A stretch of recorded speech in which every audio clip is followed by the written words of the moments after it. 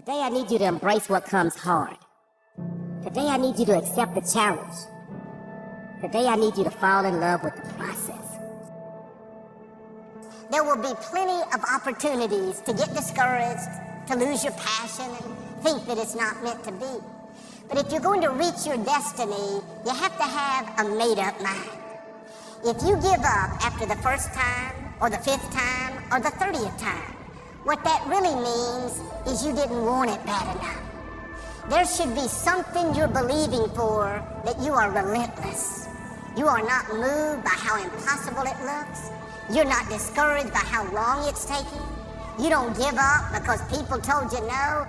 Your attitude is, if I have to believe my whole life, I am not going to stop believing. I am not going to take no for an answer. I'm not going to settle for mediocrity. I'm going to keep pursuing what put in my heart. And ask yourself, what do I really want? What do I really want? And write it down. Writing causes thinking. Thinking creates an image. And you get these images going, you're building a vision in your mind. It's the visionaries that's changed the world. Think of that. But what keeps that competitive edge, what keeps you on top, is the ability to think and prepare mentally over and over and over again. The body has limitations, the mind does not. We focus so much on what goes on from the neck down that we forget it all starts from here. Everything starts from there. If you're not mentally ready, you're never really physically prepared. And that's where the preparation starts. What would your life be like as you look toward the future if you decided, I'm not going to allow my fears to stop me?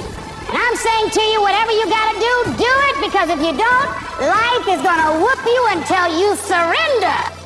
So when you're young and you're making mistakes, don't let them eat you up. Because everybody that done made it. You got to fail in order to win. Hey, look, man, to understand how to hit the game winning shot, you got to miss the game winning shot. You know, you got to be tough because the road to success is always under construction. It's never a clear path to success. The people who become successful are the people who have a relentless attitude. And you just got to hang in there through the bad breaks, because the bad breaks is coming. But they usually come right before the big break is about to happen. You get a series of bad breaks and it stumbles up a lot of people. My life and my success is to say to anyone, you can stumble, you can fall, you can get back up again.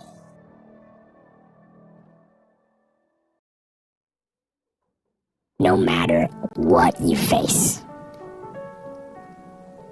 no matter how bad it is going to be, when there is a challenge, and by a challenge I mean anything in life, any challenge, anything that you're facing, the only way to overcome the challenges that you face is to start walking. Take that step every day, no matter what you are facing. Get up and start walking. I have the ability to see the end before the beginning even begins. And what that means is I know that to get to the very end, I can see it right now. So before I went to Bud's, and I was losing all this weight and I saw myself walking across the stage at 191 pounds. That's what I had to get to get into the door. I saw myself 6 months, a year later, whatever it's going to take me to do it, I saw myself walking across that stage, getting that certificate of graduation from Bud's. And I was able to be there at 300 pounds. And that feeling, that I was nowhere near that feeling, I was able to put myself there 1,000,000 times every day. And that feeling of like, my God, that is going to feel amazing. That's what made me suffer. That's what allowed the pain to be real and say, this is worth it. I want to feel for this next 18 months. It took me 18 months to finally become a Navy SEAL, to finally, just get through butts. 18 months. It's 6 months. It took me 18. That's what woke me up every morning was, I'm going to put myself through this much pain and suffering for a few seconds. That's all it is. A few seconds of joy. And it's so worth it, man. I said, people don't get, so I'm able to put myself at the finish line, even though I have no finish line, but at the finish line of an event, before I even start the and say, how are you going to feel at the end of this? Visualizing is my biggest tool of life. That's why I've been able to put myself in cold water, put myself in a 100-mile race millions of times before I've done it. And I'm able to go through the race and see how I'm going to feel at mile 50. Almost to the exact feeling. Right, so when it comes up, it's no surprise. It's no surprise. I've already done this a million times. I recommended the last time I was here, the little book, Richest Man in Babylon, and I said I've lectured now to over 3 million people. Guess how many have actually gone and got this little book? Answer, very few. My best guess is 10%. Such an easy thing to do. This little book, number one, is easy to find. Number two, it's easy to buy. The most you can pay for it, $6, $7, $8. You can borrow that from your kids. But if it's easy to find and easy to buy, and if it's easy to read, why wouldn't everybody go get it? We don't know. I don't know. Nobody knows. Here's how profound it is. Some do and some don't. Now here's the numbers. About 10% do. We don't know the mystery of that. And I'm telling you, 10 years from now, those numbers will still be the same. The numbers don't change. Only the faces change. I used to belong to the 90%, who couldn't be bothered even if it was easy. How many people have a library card? Answer, 3%. 97% couldn't be bothered. Guy specializes in happy hour, but he doesn't have a card. And now readily and quickly blames the government and blames his company and blames the pay scale. Here's my advice to you today. Walk away from the 97%. Don't talk like they talk. Don't go where they go. Don't act like they act. Don't specialize in what they specialize in. Throw away the blame list they cling to. You got to be consciously conscious today, because your environment can hypnotize, mesmerize, and paralyze you. The other thing is, take full responsibility for your life. Oscar Wilde once said, responsibility is what we expect from somebody else. This is very true. Most people dread accepting responsibility. That's just a fact of life, and we can see it in operation every day. We can see ourselves getting hot under the collar when the dentist keeps us waiting, and we're sitting there reading old magazines when our appointment was 30 minutes ago. And we don't stop to think that we forgot to mail in this month's mortgage payment. We can see ourselves growing angrier and angrier because a business contact is supposed to call at noon, and here it is almost 2 o'clock, and the phone still refuses to ring. But we don't stop to think about the calls we ourselves have forgotten to return while we've been so busy fuming. We can see ourselves writing an angry letter to the airline because a flight was delayed, but we don't write an angry letter to ourselves when we're late for something, even though that might not be a bad idea at all. Yes, we can see avoidance of responsibility all the time in both our personal and professional lives. And here's something else we can see just as often. We can see that most people aren't as successful as they wish they were. Do you see there's a connection between these two very common phenomena? I certainly do, and by the end of this session, I hope you'll agree with me. I hope you'll understand that it's in your best interests to take responsibility for everything you do. But that's only the beginning. I'm also going to suggest that many times it's even best to accept responsibility for the mistakes of others, especially when you're in a managerial or leadership role. I can hear you saying, what? Accept responsibility for someone else's mess-ups? Why would I want to do something like that? Well, that's a fair enough question, and over the next few minutes I'll try to answer it. One of my weak points in my personal life is I don't like technical stuff. So even though I have to be on Twitter and Instagram and Facebook, I don't care for that. So guess what? I find somebody who loves to do that. You know, I find somebody who has a strength where I have a weakness, and I partner with them. All you're trying to do is get to the goal. No one gets there by themselves. Everybody needs help.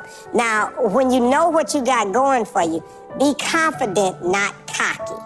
Managing your strengths, knowing what they are, and don't let nobody talk you out of it. And that gets you fight ready. You get fight ready like that. You got to know you. Helps you develop your skills. All the while, you're developing your strength. You just got to keep developing the strength. Don't let anybody talk you up. At the same time, you must work on improving your weaknesses. So I've had to, in spite of myself, get on Instagram, get on Twitter, get on Facebook. I got to do the videos, whether I want to or not, because the world is moving to social media. If I had as many followers as Kim Kardashian, I probably wouldn't even have to do this TV show. During the years when professional basketball was just beginning to become really popular, Bill Russell, who played center for the Boston Celtics, was one of the greatest players in the pro league. He was especially known for his rebounding and his defensive skills. But like a lot of very tall centers, Russell was never much of a free throw shooter. His free throw percentage was quite a bit below average, in fact. But this low percentage didn't really give a clear picture of Russell's ability as an athlete. And in one game, he gave a very convincing demonstration of this. It was the final game of a championship series between Boston and the Los Angeles Lakers.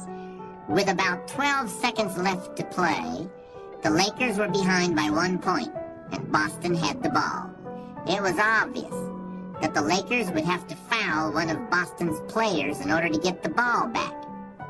And they chose to foul Bill Russell.